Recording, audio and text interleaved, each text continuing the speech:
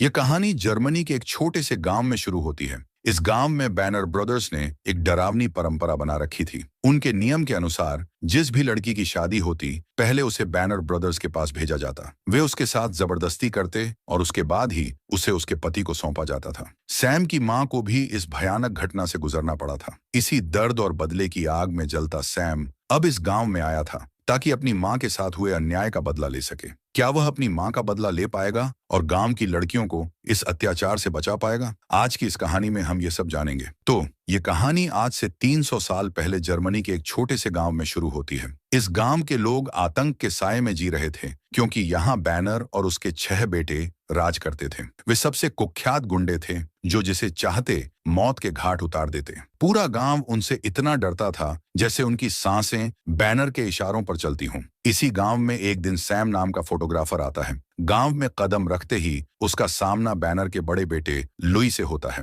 Louis उसे धमकाते हुए कहता है, अगर तुम्हें गांव में रहना है तो हमें रिश्वत देनी होगी। सैम शांति से उसे एक पोटली देता है जिसमें सोने के सिक्के होते हैं। वह लुई से कहता है, मुझे यहाँ 6 महीने तक रुकना है जब तक सर्दियां खत्म नहीं हो जाती। लुई सिक्के देखकर ठहाका लगाता है और कहता है, अब तुम्हें हर महीने हमें ऐसे ही एक पोटली देनी होगी। सैम उसकी शर्त मान लेता है और कहता है कि वह घाटियों की तस्वीरें खींचने आया है। लुई शकभरी नजरों से सैम की बातें सुनता है और उसका सामान जांचने लगता है। इसी बीच लुई का सबसे छोटा भाई फ्रेंच सिक्कों को लेकर अपने पिता बैनर के पास जाता है। बैनर सिक्कों को गौर से देखता है और आदेश देता है कि सैम को गांव में रहने दिया जाए। इसके बाद बैनर के बेटे सैम को गांव में एक पुराना घर देते हैं जहां पहले से ही एक बूढ़ी औरत मारिया और उसकी बेटी पौला रहती थी। बैनर के बेटे उन्हें धमकाते हुए कहते हैं, अब से यह तुम्हारा मेहमान है, इसका अच्छे से ख्याल रखना। अगर इसे कुछ हुआ तो हम तुम दोनों को जिंदा नहीं छोड़ेंगे। बैनर और उसके बेटे वहां से चले जाते हैं, लेकिन पौला सैम के आने से बिल्कुल भी खुश नहीं होती। गुस्से में भरी वह सैम का सामान उठाकर ऊपर के कमरे में फेंक देती है और बिना कुछ कहे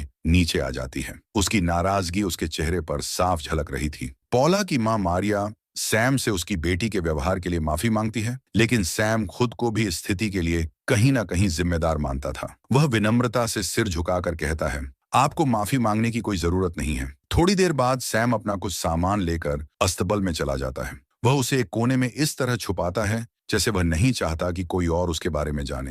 रात के खाने के दौरान पौला सैम के बारे में जानने की कोशिश करती है। वह भारी आवाज में पूछती है, तुम यहाँ क्यों आए हो? सैम हल्की मुस्कान के साथ जवाब देता है, मैं अमेरिका में पला बढ़ा हूँ, वहीं मैंने फोटोग्राफी सीखी। मैं यहाँ घाटियों की बेहतरीन तस्वीरें लेने आया हूँ ताकि एक अच्छी नौकरी हासिल कर सकूं। मारिया, जो अब तक चुपचाप उनकी बातें सुन रही थी, अचानक गंभीर हो जाती है। वह धीमे लेकिन सख्त लहजे में सैम को चेतावनी देती है, तुम्हें बैनर ब्रदर्स से सावधान रहना होगा। वे सिर्फ खूंखार ही नहीं बल्कि बेरहम भी हैं। यहाँ हर किसी की किस्मत उनके हाथों में होती है। रात को सोने से पहले सैम अपनी जेब से एक लॉकेट निकालता है। लॉकेट खोलते ही उसकी मां की तस्वीर सामने आ जाती है। उसकी आंखों में हल्का सा दर्द उभर आता है और उसके चेहरे के हाव भाव से साफ झलकता है कि उसका इस गांव से कोई पुराना रिश्ता है। तभी अचानक उसे अस्तबल में किसी के जाने की हल्की आहट सुनाई देती है। जैसे ही वह खिड़की से झांकता है तो देखता है कि पौला वहां लुकास नाम के एक युवक से मिल रही है। बातचीत के दौरान पता चलता है कि वे दोनों एक दूसरे से बहुत प्यार करते हैं और जल्दी ही शादी करने वाले हैं। सैम यह सब चुपचाप देखता रहता है और फिर वापस लेट जाता है। अगली सुबह पौला फिर से सैम से मिलने आती है। बातचीत के दौरान वह उसके परिवार के बारे में पूछती है। सैम जवाब देता है, मेरे पिता की मृत्यु बहुत पहले हो गई थी। अब मेरे परिवार में सिर्फ मेरी माँ है। इसके बाद वे दोनों बाजार में कुछ सामान लेने के लिए निकल जाते हैं। जिस दुकान से वे सामान खरीद रहे होते हैं वहीं बैनर ब्रदर्स भी मौजूद थे। सैम वहां से घोड़े की नाल की कील खरीदता है और दुकान से बाहर निकलने ही वाला होता है कि तभी ह्यूबर्ट बैनर उसका रास्ता रोक लेता है। ह्यूबर्ट जबरदस्ती सैम को शराब पिलाने की कोशिश करता है, लेकिन जब सैम पीने से मना कर देता है तो ह्यूबर्ट को यह बात बुरी लगती है। अगले ही पल बाकी बैनर ब्रदर्स भी वहां आ जाते हैं और सब मिलकर सैम को पीटना शुरू कर देते हैं। सैम खुद को बचाने की कोशिश करता है, लेकिन 6 आदमियों के सामने ज्यादा देर तक टिक नहीं पाता। वे उसे बुरी तरह मारते हैं और फिर ठहाके लगाते हुए वहां से चले जाते हैं, जैसे यह उनके लिए महज एक खेल हो। अगले दिन सैम घाटियों की तस्वीरें खींचने के लिए निकल जाता है। चलते चलते उसकी नजर चर्च के सामने लगे क्रूस पर पड़ती है। वह उसे देखने लगता है जैसे यह सिर्फ एक लकड़ी का क्रूस नहीं बल्कि उसके अतीत से जुड़ा कोई अहम हिस्सा हो। सैम को गांव में रहते हुए 1 महीना बीत जाता है। सर्दियां अब अपने चरम पर थीं। पूरी घाटी बर्फ की सफेद चादर से ढक चुकी थी और कोहरा इतना घना था कि कुछ ही कदम दूर की चीजें भी दिखाई नहीं दे रही थी। लेकिन बैनर ब्रदर्स के लिए यह मौसम भी उनकी क्रूरता को रोकने वाला नहीं था। ऊपर घाटी पर बैनर ब्रदर्स पेड़ों को काटकर नीचे फेंक रहे थे। उनका सबसे छोटा भाई फ्रेंच नीचे घाटी में खड़ा था, जबकि बाकी भाई ऊंचाई पर थे। अचानक एक बड़ा पेड़ घाटी के बीच में जाकर अटक जाता है। फ्रेंच उसे देखने के लिए आगे बढ़ता है, लेकिन तभी एक अजीब घटना घटती है। अचानक वह पेड़ कोहरे को चीरते हुए नीचे गिरने लगता है। फ्रेंच कुछ समझ पाता उससे पहले ही वह पेड़ के नीचे आ जाता है और मौके पर ही दम तोड़ देता है। ऊपर खड़े बैनर ब्रदर्स को कुछ भी साफ दिखाई नहीं देता, क्योंकि कोहरा बहुत घना था। यह हादसा एक दुर्घटना जैसा लग रहा था। वे सभी बस खड़े होकर नीचे देखने की कोशिश करते रहे, लेकिन किसी को समझ नहीं आया कि आखिर हुआ क्या था। रात को गांव का पादरी आता है, जो बैनर ब्रदर्स का बेहद करीबी था। वह चर्च की परंपराओं के अनुसार फ्रेंच की आत्मा की शांति के लिए प्रार्थना करता है, लेकिन गांव के बाकी लोग चुप थे। न किसी की आंखों में आंसू थे, न कोई दुख जाहिर कर रहा था। अगले दिन लुकास के माता पिता पौला के घर आते हैं। वे पौला और लुकास के रिश्ते की बात आगे बढ़ाने के लिए आए थे, लेकिन जैसे ही पौला यह सुनती है, वह खुश होने के बजाय अचानक दुखी होकर वहां से चली जाती है। लुकास उसके पीछे जाता है और उसे समझाने की कोशिश करता है, लेकिन पौला का गुस्सा फूट पड़ता है। वह चीखते हुए कहती है, मैं बैनर ब्रदर्स के पास नहीं जाऊंगी। दरअसल गांव में बैनर ब्रदर्स ने एक भयानक परंपरा बना रखी थी। इसके अनुसार जिस भी लड़की की शादी होती, पहले उसे बैनर ब्रदर्स के साथ रात बितानी पड़ती थी। सभी भाई मिलकर उसकी इज्जत कुचलते और उसके बाद ही उसे उसके परिवार को सौंपा जाता था। यही वजह थी कि पौला इस रिश्ते से डर रही थी। इसके बाद हम ऑटो बैनर को जंगल में शिकार करते हुए देखते हैं। वह एक हिरण का पीछा कर रहा था, लेकिन जैसे ही वह आगे बढ़ता है, अचानक एक लकड़ी उसके चेहरे पर जोर से लगती है। उस लकड़ी में घोड़े की नाल की कीलें लगी हुई थीं, जो सीधा उसकी आंखों में घुस जाती हैं। दर्द के मारे ओनाटो जोर से चीख उठाता है, लेकिन उसे कुछ दिखाई नहीं देता। घबराहट में लड़खड़ाते हुए वह एक पहाड़ी से नीचे झील में गिर जाता है और मौके पर ही उसकी मौत हो जाती है।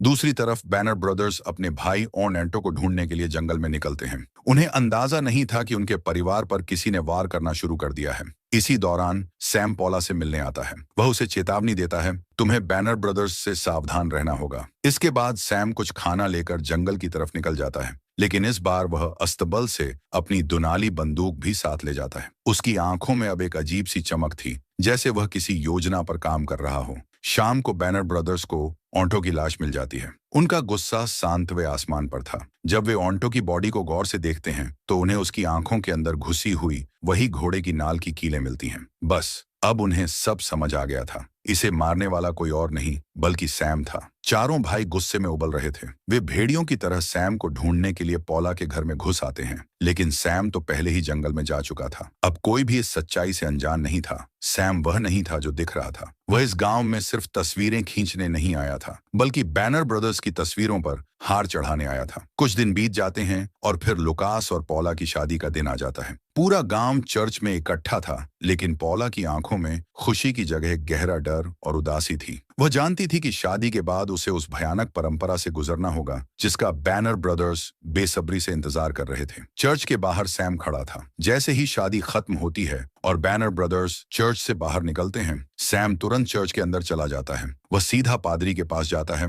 और कहता है, मुझे कन्फेशन करना है। पादरी यह सुनकर थोड़ा असमंजस में पड़ जाता है, लेकिन सैम की गंभीर आवाज सुनकर उसे बैठने का इशारा करता है। सैम बोलता है, मैं तुम्हें 2 हत्याओं के बारे में बताना चाहता हूँ। मैंने ही दोनों बैनर ब्रदर्स को मारा है। यह सुनते ही पादरी का चेहरा सफेद पड़ जाता है। सैम उसकी घबराहट को अनदेखा करते हुए अपना लॉकेट निकालकर उसके सामने रख देता है। पादरी कांपते हाथों से उसे उठाता है, लेकिन जैसे ही वह लॉकेट खोलता है और उसमें सैम की मां की तस्वीर देखता है, अतीत की यादें उसकी आंखों के सामने घूमने लगती हैं। सालों पहले इसी चर्च में पादरी और बैनर ब्रदर्स ने मिलकर एक घिनौना अपराध किया था। सैम की मां की शादी के बाद उसके पिता ने उसे बैनर ब्रदर्स के पास भेजने से इनकार कर दिया था। यह उनके नियमों के खिलाफ था और बैनर ब्रदर्स ने इसे अपनी तौहीन समझा। उन्होंने सैम के पिता को पकड़ लिया और सबके सामने सूली पर लटका दिया। और उसी रात पादरी ने खुद बैनर ब्रदर्स के साथ मिलकर सैम की मां के साथ गलत किया। लेकिन जब बैनर ब्रदर्स सैम की मां को मारने जा रहे थे, वह घोड़े पर सवार होकर वहां से भाग निकली थी।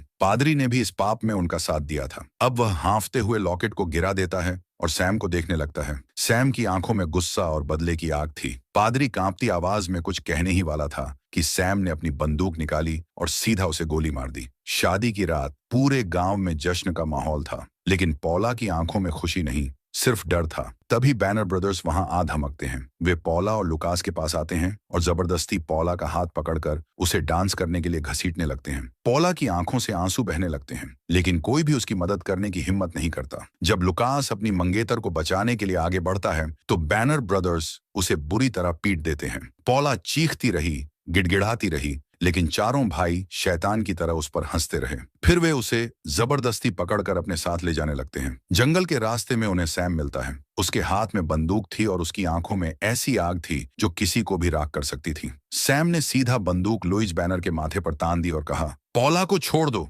लुइस के पास कोई और चारा नहीं था। उसने पॉला को छोड़ दिया और वह रोती हुई भागकर सैम के पीछे आ गई। सैम ने अपनी बंदूक नीचे नहीं की। उसने चारों भाइयों की आंखों में देखा और कहा, अगर तुम सच में मर्द हो तो कल सुबह जंगल में आना, हम वहीं फैसला करेंगे। बैनर ब्रदर्स उसकी चुनौती को स्वीकार कर लेते हैं। सैम ने पॉला को वापस लुकास के पास छोड़ दिया और बिना कुछ कहे अंधेरे में गायब हो गया। दूसरी ओर बैनर ब्रदर्स रात को अपनी बंदूकें साफ करने लगते हैं। इसी बीच सैम गांव के एक बूढ़े दंपति के घर पहुंचता है। जैसे ही उन्होंने दरवाजा खोला, उनके चेहरे का रंग उड़ गया। सैम ने चुपचाप सोने के सिक्कों से भरी थैली निकाली और उन्हें खाने के लिए कहा। बूढ़े कांपते हुए सिक्कों को देखते रहे और उनकी आंखों में गहरी शर्म झलक उठी। दरअसल यही वे लोग थे जिन्होंने लालच में आकर बैनर ब्रदर्स की मदद की थी। सैम उनकी उम्र का लिहाज करके उन्हें माफ कर देता है। घने जंगल में सुबह का सूरज अभी पूरी तरह निकला भी नहीं था, लेकिन बैनर ब्रदर्स के अंदर बदले की आग जल रही थी। वे अपने घोड़ों पर सवार होकर बंदूकें लहराते हुए जंगल में दाखिल हुए।